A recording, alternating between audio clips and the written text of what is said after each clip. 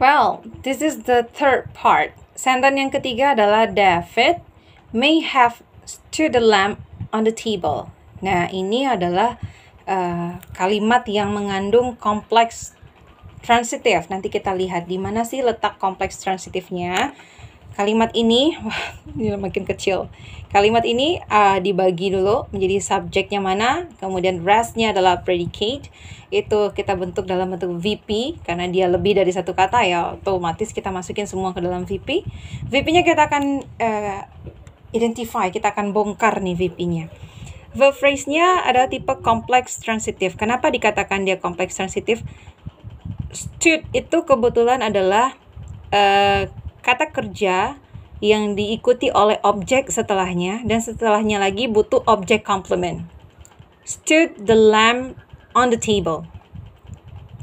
Jadi di sini kalau dia cuma verb kemudian direct object, dia adalah tipe transitif. Kemudian kalau dia ada verb, ada direct object dan indirect object, dia masuk ke dalam ditransitif. Teman-teman ingat, indirect object itu bentuknya bisa berbentuk PP.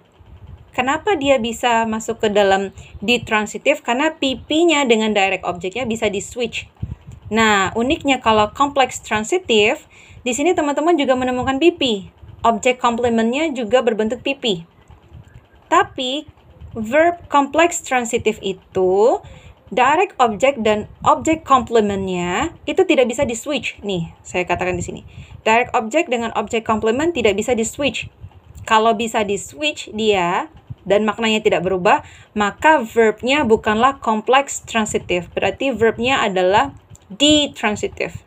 Tapi kalau direct object dengan objek komplementnya tidak bisa di-switch, yang mana objek komplementnya juga berbentuk PP, tidak bisa di-switch, maka dia adalah kompleks transitif. Objek komplement itu apa? Objek komplement itu adalah unsur yang wajib menemani objek, dan unsurnya itu adalah kita sebut sebagai complement atau modifier atau obligatory modifier. Modifier yang wajib, maka dikatakan dia complement, dan kebetulan dia adalah modifier yang wajib untuk objek, makanya dikatakan sebagai object complement. Kalau dia ada, teman-teman pelajari verb intensif, yaitu verb yang menggunakan copula atau to be, itu wajib ditemani oleh subject complement, yaitu obligatory modifier yang wajib ada dan dia menemani subjek. Kalau ini obligatory modifier yang menemani objek, makanya dikatakan object complement. So di sini kompleks transitifnya terdiri dari direct object yang berbentuk NP, yaitu the lamp, kemudian ditemani lagi object complement yang berbentuk PP on the table. Tadi syarat pembuktiannya itu ya, kalau dia nggak bisa di switch, dia wajib ada, tapi kalau di switch dia tidak bisa, berarti dia adalah rangkaian dari kompleks transitif. Sekarang kita lihat dari kompleks transitifnya sendiri. Stood itu ternyata dia tidak hanya berdiri sendiri, dia ditemani oleh grupnya, yaitu may have stood. Nah, yang tadi kita bilang kan, kalau ternyata verb itu didampingi oleh grupnya juga, yaitu auxiliary. Ada yang pendampingannya itu secara implisit, masuk ke dalam verbnya. Ada yang pendampingannya itu eksplisit, terlihat di luar. Seperti apa? Terlihat di luar seperti ini. Ada may, ada have, baru stood, verb stood. Maka may itu masuk ke dalam auxiliary tipe modal. Jadi teman-teman lihat lagi tuh, tipe auxiliary yang masuk ke dalam modal apa aja.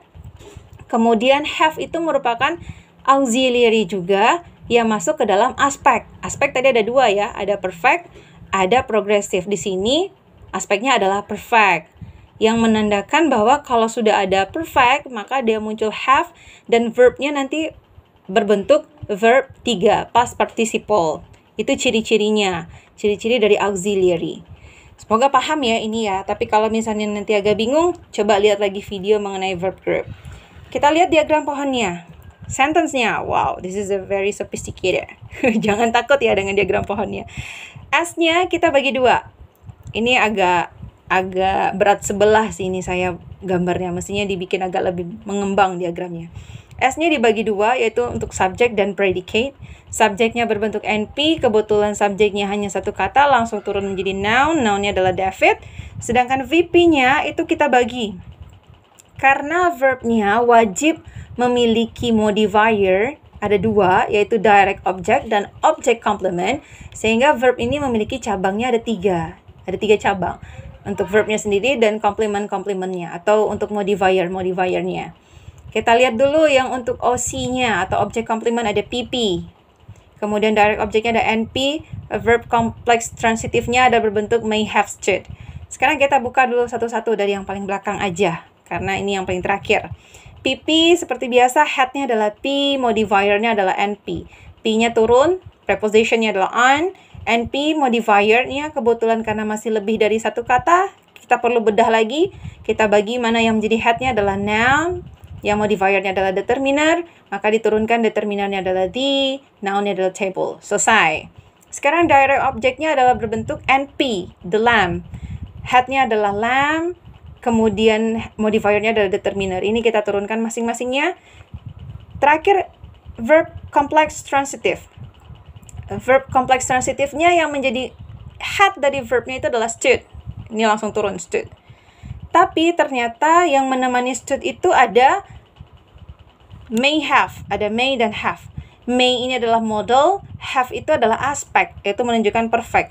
Di mana posisi mereka? Mereka posisinya di sini. Verb complex transitive-nya cabangnya dibagi dua. Auxiliary dan verb itu sendiri. Kamu boleh gambarinnya agak miring, boleh. Mau gambarinnya lurus juga boleh. Yang auxiliary-nya itu terbagi menjadi dua. Di sini yang berbentuk eksplisit ya. Tapi yang berbentuk implisit apa tuh tadi?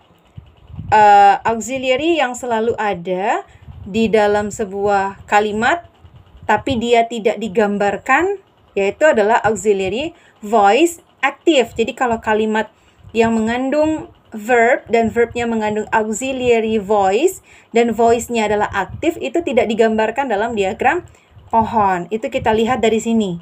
Kan tidak ada be verb 3. Kalau dia have been, stood, baru dia menjadi pasif. Tapi di sini karena tidak ada unsur pasif, berarti ini adalah verb aktif. Berarti ada auxiliary voice active.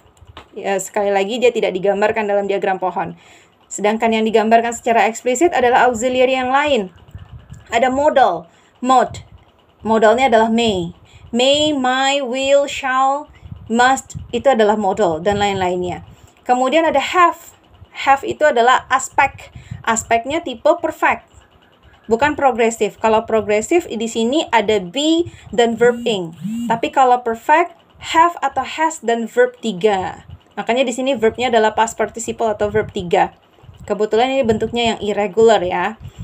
Nah, tense gimana? Ada nggak tense di sini? Nah, kalau teman-teman perhatikan dalam materi verb group, tense itu tidak bisa muncul berbarengan dengan modal. Makanya modal, kalau ada modal maka tense tidak ada. Tapi kalau ada tense, modal tidak akan ada. Jadi rumusnya adalah modal tidak akan bisa bertemu dengan tense. Sehingga kalau sudah ada auxiliary mode, maka auxiliary tense-nya pasti akan hilang. Dia tidak akan bisa muncul. Sehingga auxiliary-nya hanya dua ini saja. Dan kebetulan kalimatnya adalah aktif, bukan pasif. Kalau di sini kalimatnya pasif, maka pasti ada auxiliary past di sini, itu pasif.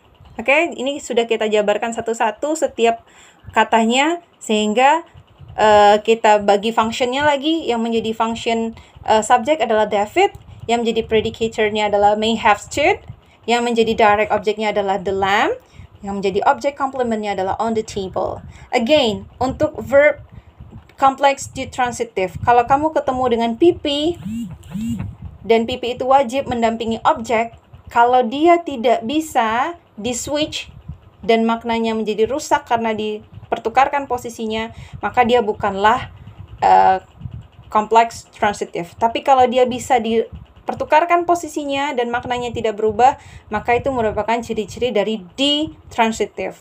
Oke, semoga bisa dipahami untuk contoh kalimat yang ketiga ini.